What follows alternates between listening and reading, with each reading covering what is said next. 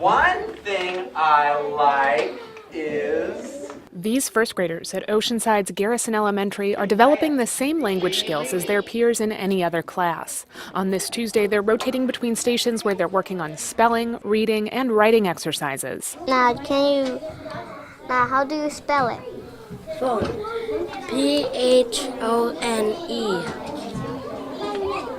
Okay, you got it right. What makes their class different is the theme that runs through all of the work.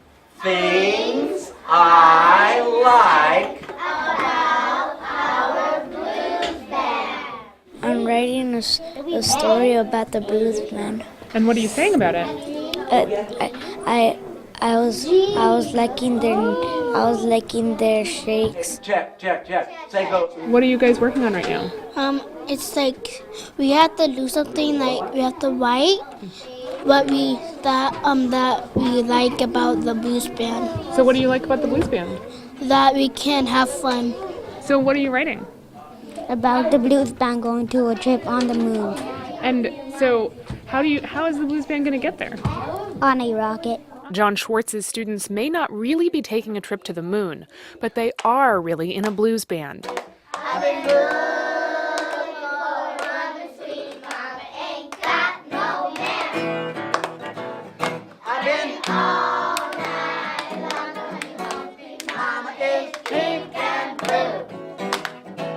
Schwartz says the band developed after he started mixing blues songs into his lesson plans along with the usual suspects of elementary school music, like I've Been Working on the Railroad.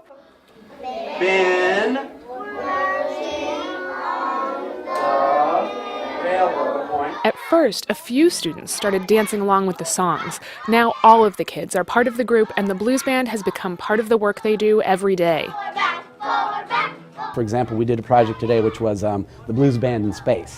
So they had to do personal narrative, which was one of the first grade standards, and they have to use descriptive language, which was one of the first grade standards, and they have to do visual representations, by hand, and then they share their work. So there's a lot of standards embedded in what we're doing. 1, 2, 3. When you go down to develop. Schwartz says students who came into class speaking no English started making dramatic improvements after the blues band became part of class time. One of the things with English language learners is they're afraid to make mistakes. And because you bring songs in, and first we do it in a whole group format, they're doing something that's predictable, and they get into it. And then after a while, they notice that for weeks they've been using their vocal cords a lot, and sometimes it's just getting them to speak.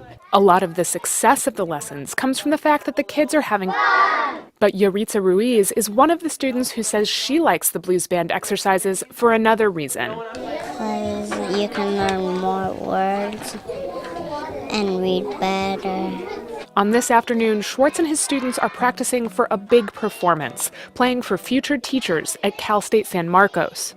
Adjunct professor Leslie Mauerman says it's important for her students to see Schwartz's approach in action, especially at a time when standardized testing has been shown to push subjects like art and music out of many classrooms. So the challenge for these teachers is clearly how to get all the content in, find a way to creatively deliver it, and then make certain that their students achieve. To infuse this with music or arts or performance, what you'll find is that it enhances their learning, it raises achievement. Mauerman says a teaching method like Schwartz's gives students lots of different ways to engage with the material.